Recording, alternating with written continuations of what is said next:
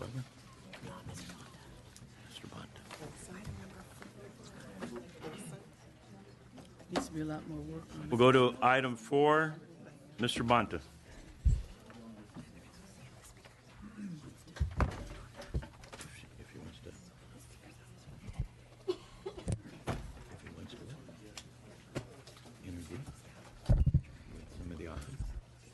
Good afternoon, Mr. Chair and members. Today I'm pleased to present AB 1726, which is the Accounting for Health and Education in API Demographics Act, or the AHEAD Act. This bill will reveal important health and education disparities of ethnic subgroups in the API community.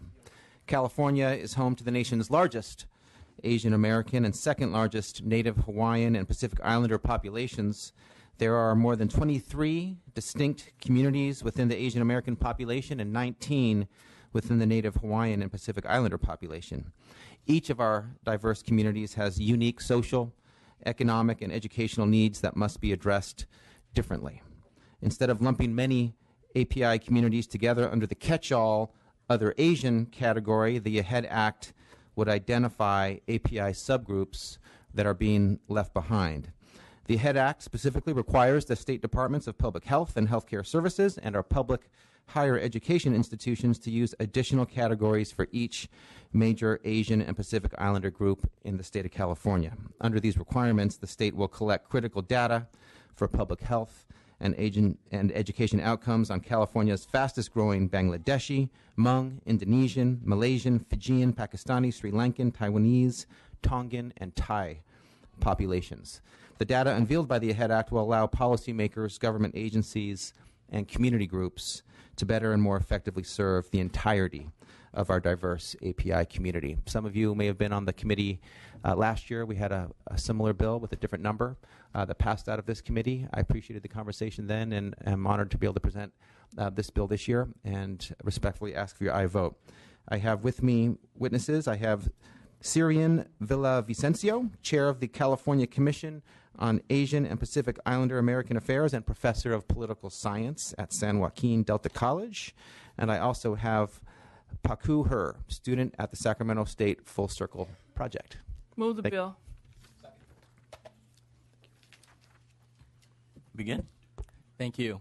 Good afternoon, Chairman Medina, and honorable members of this esteemed committee. Thank you again for giving me the opportunity to speak on behalf of Assemblymember Bonta's AB 1726. I come before you today to lend my support to this bill because of two reasons. One, to demystify the idea that Asians are a model minority, and second, to show that Asian Americans and Pacific Islanders are not a monolithic group. As Assemblymember Bonta mentioned, according to the U.S. Census, our community is a group that is made up of over 30 distinct cultures and languages with varied backgrounds and experiences. It may seem on the surface that Asian Americans are doing well. I have some data for you. Asian Americans are the best educated group in the country. About 50% of adults holding bachelor's degrees or higher, compared to 29% of Americans overall. But when you disaggregate the data, it tells a very different story. For example, when you disaggregate the data for Southeast Asians, less than 1 of 5 Cambodians, Hmong, and Laotians earn a bachelor's degree, compared to 1 of 3 average Americans. There was a study that was conducted at Fresno State a few years back by Gong, Kubo, and Takahashi, 2013, that when you in fact disaggregate the data, it revealed that among APIA ethnic groups, it revealed that 97% of Hmong students were not only first-generation college students, but also came from larger households, 6.8 on average, and 62% from lower-income households, combined incomes of less than $24,000 a year. If you look at the White House Initiative on Asian Americans and Pacific Islanders, when they collaborated with the U.S. Census Bureau a few years back to disaggregate the data, to generate more granular data on AAPI communities, the website that they created, data.gov/AAPI, reveals some glaring disparities. For example, in the first year of college, Asian American and black students have the highest enrollment rates in remedial courses, education courses. Pacific Islanders have among the highest unemployment rates of all racial and ethnic groups. and Asian American veterans are among the oldest and have the least education across other racial groups as well. So as you can see, disaggregating the data like this tells quite a different story about certain Asian American subgroups. Not all fall into the category of the model minority. So for you as policymakers, college and university administrators, faculty like myself, access to this disaggregated data should help guide us when thinking about creating better policies and programs that not only align but also reflect the AAPI community realities and their needs. This bill will not only identify but target those students who are in most need of help, but will also allow college and university stakeholders to work together to really increase the overall completion rates, as I'm giving the opportunity to help these students succeed. This is a common sense bill that in my mind will improve the lives and well-being of California's Asian Americans and Pacific Islanders, and for this reason, I respectfully urge for your aye vote. Thank you. Thank you, Mr. Chair and committee members. My name is Pakuher, and I'm a third-year, first generation at Sacramento State. I am Hmong American and the first person in my family to attend a four-year university. And I will be the first person in my family to obtain a bachelor degree.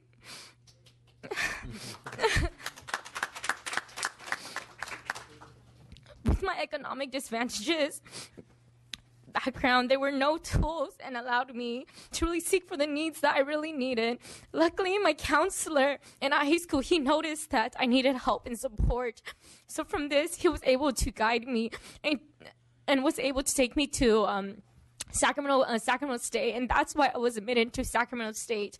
I was very lucky, but without the support of this individual, I wouldn't have been here I am today. And there are many individuals like myself and my other peers that they are also feeling this way, especially in high school, because there is no guidance. There is nowhere for them to really go and seek out for help. And when I got admitted to Sacramento State, I was admitted to a learning community known as the Full Circle Project. The Full Circle Project strives to provide a student-centered approach to steadily increase the graduation rates among Asian American Pacific Islander. And from this, they go through academic support. They influence the students to go to participate in different organizations and leadership opportunities. And not only that, they help us to have a community engagement as a whole. This was the very first program I have witnessed that took the time to really excavate the AAPI demographic data within Sacramento State. This is the only program that is Asian American Pacific Islander at Sacramento State. When I first got admitted, I believed that I was going to meet API individuals that I could not relate to. For me, being among like the Hmong heritage, I found out within the Sacramento State Full Circle Project that it was majority Southeast Asians and Filipino. From this, I noticed that all these peers that I was with also has economic disadvantages as myself. And this is the only program that really influenced the graduation retention rate among the Asian American Pacific Islander at Sac State.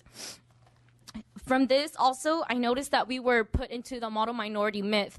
And the model minority myth is to identify saying that all Asians are smart, they are shy, they are those that will be obedient to people, and from that, they don't need any help, but we really do need help. We are categorized into a group, and that doesn't define who we really are.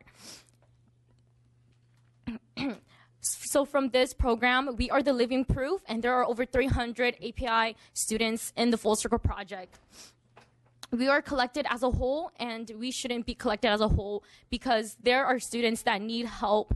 And from that, especially in Sacramento, we are a diverse community, and we have a lot of low-income students. And from this bill will really, really help the students to enhance their education and have a person or an individual to really allow them to continue on with higher education. So with this, I believe that if this bill is to be passed, there will be more different programs such as the Full Circle Project to be implemented into different universities. And from this, they could really allow Asian American Pacific Islander students to strive for their goals. So from this, I really support the AB 1726 bill. Thank you. Thank you. Other witnesses in support? Hi, this is Kat New. I'm here on behalf of Southeast Asia Resource Action Center in support. Thank you. Good afternoon. I'm Jamie Juarez. I'm part of International Brotherhood of Electrical Workers, Local 1245. I'm also the Sacramento chapter president of APALA, and we are here in support of Bonta's Bill 1726.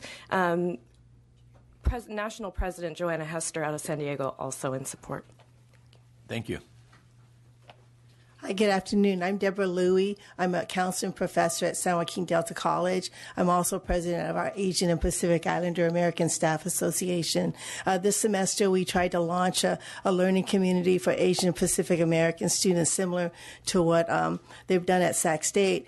And we were able to get funds for it because they had leftover funds from last year. But my experience was when I tried to get funds for next year, we couldn't do it because we didn't have enough data. The only data that our college has is the data that lumps all Asians into one category. And since the Asians, the Chinese, Japanese, and Indians are such a large group, it overshadows the other smaller groups, sub-Asian groups, such as Cambodian, Hmong, Laotian. And so what happens is when you try to compete on your campus for these special funds targeting disproportionate impact on these students, you can't receive those funds. So my program didn't get funded because we're not able to do that. I'm going to stop you, and I failed to say that given that line back there behind you, if you would please just say your name, the group you're with, and that you're in support. So I'm going to call for the next person. Sorry, take up your time. Thank you. Thank you. Kimberly Chen with the California Pan-Ethnic Health Network in support and thank Assemblymember Bonta for his leadership on this issue. Thank you. Hi, I'm Wen-Shen Zhang. I work in environmental consulting firm in the Sacramento Midtown, and I'm here to oppose this bill. And I'm calling just for witnesses in support. So if you're in opposition, you'll be next. Mr. Chairman, members, Manny Diaz representing San Jose Unified Community College District. We're here in support of this bill. I'm hopeful that the governor will support it at some point. And also as a former city councilman and legislator representing San Jose, especially a very diverse community in San Jose, East and Central San Jose, which has a very large Southeast community, ABI community. Let me tell you, this type of information is very helpful for policymakers. So hopefully it makes it. Thank you. Thank you, Mr. Diaz. Hello, Mai Vang, daughter of Hmong refugee parents, eldest of 16, South Sacramento native. I'm a community organizer with HIP, Hmong Innovating Politics, advocacy organization, in strong support of the bill. Thank you for your leadership. Hi, my name is Yang Xiong. I'm here in support of AB 1726 as a member of the Hmong community and as the executive director of the Southeast Asian Assistance Center. For too long, my ethnic community... I'm going to stop you. I just name and the group you're with. That's fine. Thank you. So, thank you. Good afternoon, Mr. Chair and members of the committee. I'm Santosh Siram Santana, representing the California Asian and Pacific Islander Budget Partnership in strong support of the bill. Thank you. Mr. Chairman and members, Michael Radigan on behalf of the Board of Supervisors of Santa Clara County here in support. Thank you. Jeanette Sanik-Mathien on behalf of MALDEF, the Mexican American Legal Defense and Educational Fund, also in strong support. Good afternoon. My name is Pham Sater, and I'm here with my daughter, Iris, who's 3 years old, and my son, Bruce, who's 6 months old. And I am a first-generation college student, and I had the opportunity as an undergrad to study abroad in China, and they often asked, what nationality I am. And I would tell them I'm American, but in actuality, they wanted to know what ethnicity I was. And so when I told them I'm American, they're like, how can that be? You have a petite stature, black hair, the face of someone from the East, not the West. And what they wanted to know was what ethnicity I was. And what I appreciated most about that was that they asked me what ethnicity I was instead of assuming. And so I am Yumian. And we came over here because we... and you're in support? I am in support, Thank yes. you. So thank you for asking instead of assuming, so asking for disaggregated data. Thank you. Anyone else in support?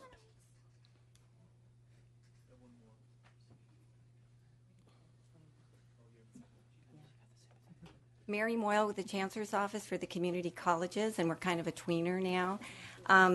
we've been in touch with the author's office. We do have a couple of issues with the timeline and the cost, but we do plan to be working with the author. Thank you. Witnesses in opposition.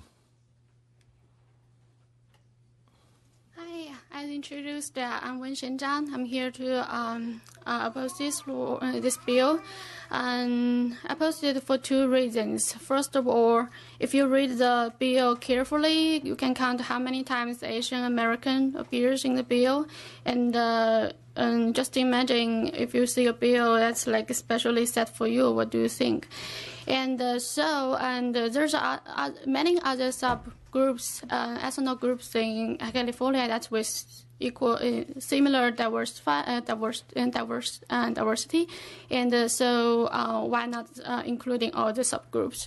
And so second reason is by reading the bill, it's not clear what the data are used for, will be used for. So it will be one cannot stop thinking. This will like cause more and more like a space will advance more space racial-based public policies in California, and which will be definitely do harm to the equality in California. And and also what's the benefit of this bill for California? That's not clear in the law too. So why spend money and energy to collect all those data? And so for those reasons, I just want to say this looks very dangerous, and be aware that this might cause like racial tension or other social danger. And please help vote against this law, this bill. Thanks. Thank you. Any other witnesses in opposition?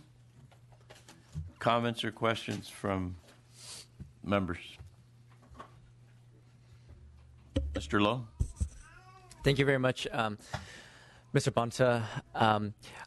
As you know, there is a lot of conversation related to the issue at hand, and in trying to address and acknowledge some concern, perhaps you might be able to help provide some clarity as to the potential and the impact, particularly of the legislation and the purpose of disaggregated data, particularly as it helps in terms of the issues of equity and equality all across the board for higher education. Thank you, Mr. Lowe, for your question. Colleagues, we're here to solve problems in the state of California, the legislature. And if you don't know what the problem is, then you can't begin to craft a solution to that problem. And right now we have data that is collected in categories that renders invisible outcomes for certain subpopulations. This bill will reveal what is currently concealed and render visible what is currently invisible. And then we can have a discussion about what steps take place next. This bill does not prejudge what the solution is, and there are no solutions in this bill, but we believe that data is not something to be feared, but something to be embraced. So you can get a sense of what the challenges are being faced by certain communities and then take steps from there. And it could be a whole range of things.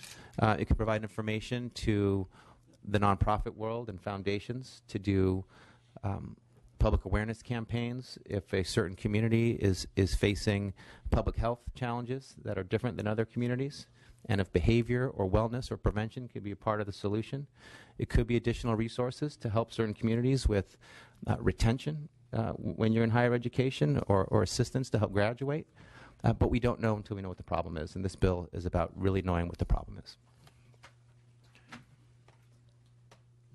Ms. Baker. Thank you, Mr. Chairman. I wonder if, you know, I have the governor's veto message from last time, and it does raise a point at the end that CSU community colleges, you see already, provide many ways in which to self-identify. There's many ways to do this already, and that in fact, there's 50 different ways depending on which form is provided. And so in his view, he saw this as unnecessary and that there are already ways to self-identify.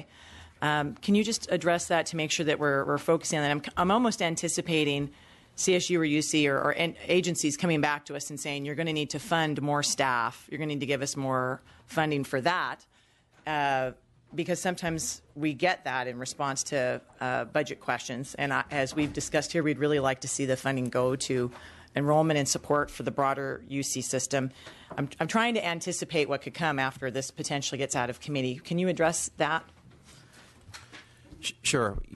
You know, I'm of course aware of the veto message from the governor, and it has sparked a robust conversation between my office and the governor's, as well as organizations throughout the state who believe in this bill and the idea of disaggregated data with the governor's office. So sometimes important ideas take time to get through the whole process, and that's why we're here again this year. We think there is tremendous value to collecting data in categories that aren't currently being collected. What this bill does is it takes a modest step to, in the health and education arenas, collect data that has already been collected and that this governor has signed and agreed should be collected in the Department of Industrial Relations and the Department of Fair Employment and Housing. He signed Michael Ng's, Assemblymember Ng's bill, I think it was in 2011. So this isn't something that's new to this governor. I think he had some concerns laid out in his veto message about the timing. He thought that the proposed collection of the data, which was in last year's bill, AB 176, was too far off in the future.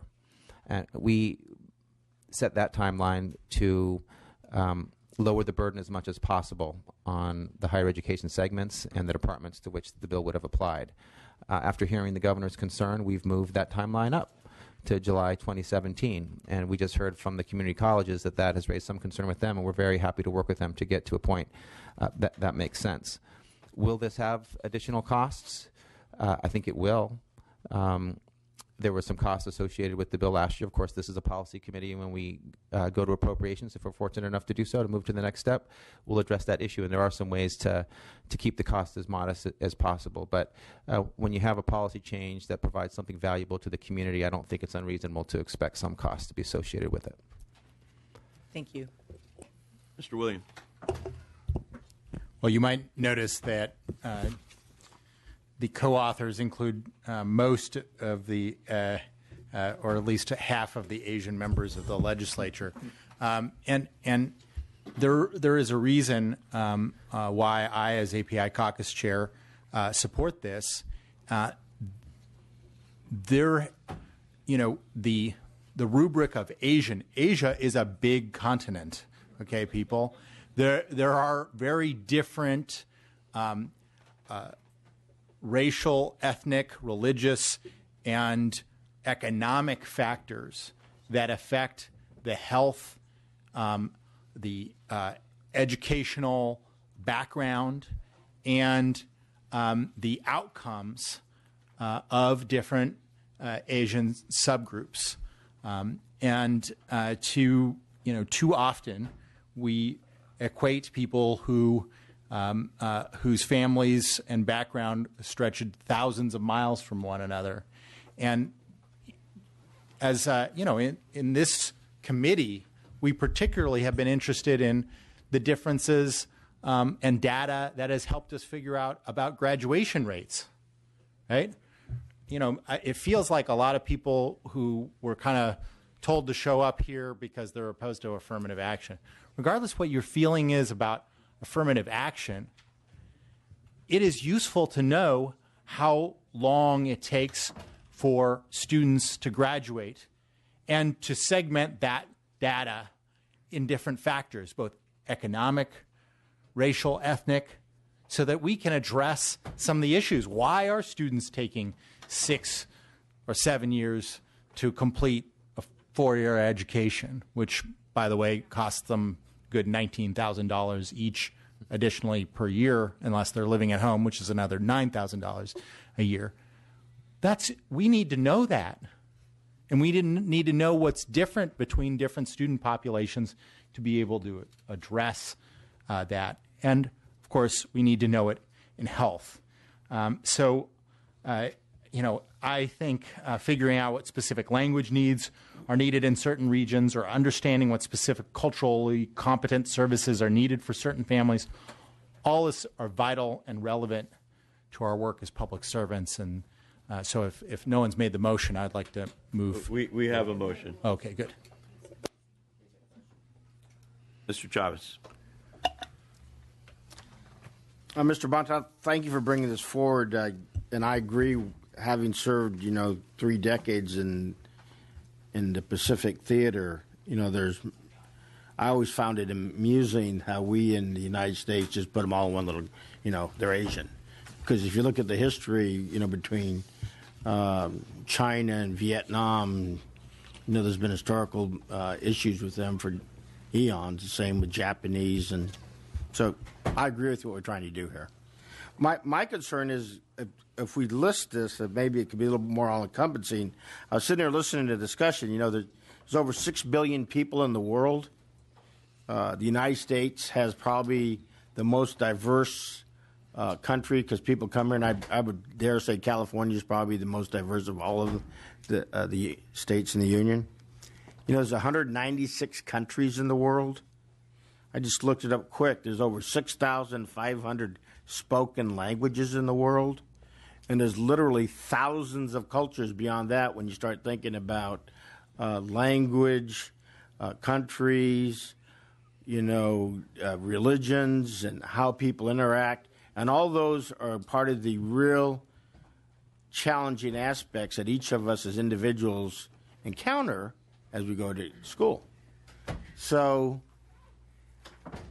I understand where we're trying to go, but I don't think it really speaks to the larger issue of what we're trying to do to ensure. I think everybody in here would agree that all individuals in the state of California are special and unique, and we need to be respectful of their diversity and ensure that they're successful in our educational institutions. I don't care if you're Ethiopian or you're Guamanian. I want to make sure that we're a welcoming, open state to them. So is there any thought about expanding this much more than this? Conceptually, I think there could definitely be benefit from expansion. We're trying to build on what's been done and build in a way that makes progress and doesn't prove too much. I think that this might be a multi-year effort if we're going to go in that direction, and the legislature as a body over time is going to have to provide some input.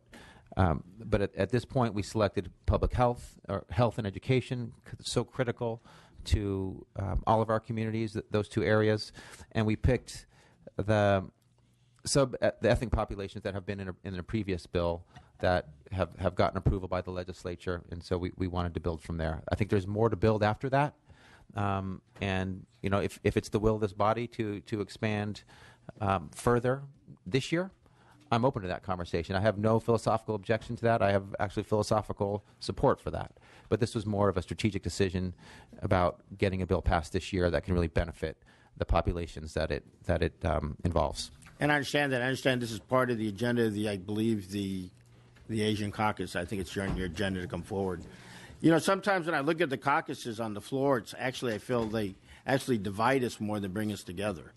My own favorite is the Latino caucus. They won't even let me in it because I'm a Republican. So it actually divides us instead of brings us together. So I think we need to have a more, I got smiles everywhere. I think we need to have a more inclusive view of what we're trying to do here.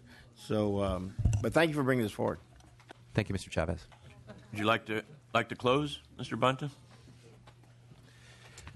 Thank you for your questions and for the engaging dialogue. We had an engaging dialogue last year as well, and I appreciate it. This is a really important issue, so thank you for being so thoughtful about it. I think this is an area where we can really make progress as a state, where this data can be invaluable to help the subpopulations that it addresses. So I respectfully ask for your aye vote. Thank you, Mr. Chair and members. I want to thank the author for bringing it forward. I want to thank the young lady from Sacramento State.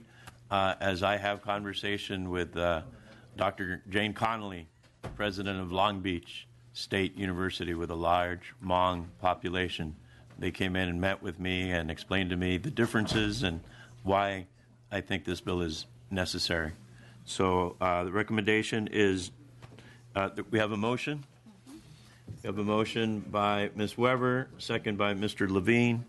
The motion before us is due pass to the Assembly Health Committee. Medina? Aye. Medina, aye. Baker? Bloom? Aye. Bloom, I. Chavez. Irwin. Irwin, I. Jones Sawyer. Jones Sawyer, I. Levine. Levine, I. Linder. Linder, I. Lowe. Lowe, I. Olson. Olson not voting. Santiago. Santiago, I. Weber. Weber, I. Williams.